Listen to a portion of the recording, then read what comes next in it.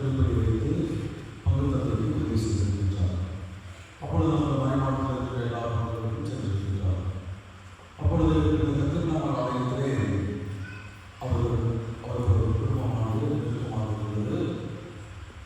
பிற்பாடு அவர் ஆயராகி அந்த பங்கிற்கு வரவேற்பு கொடுத்தார்கள்.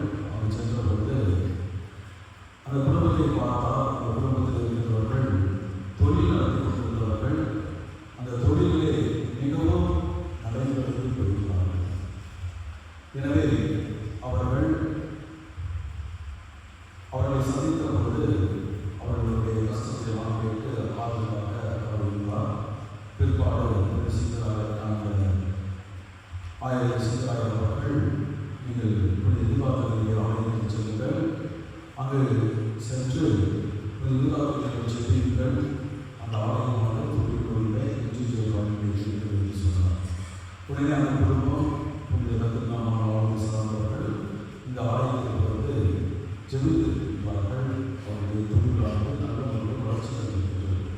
மீண்டும்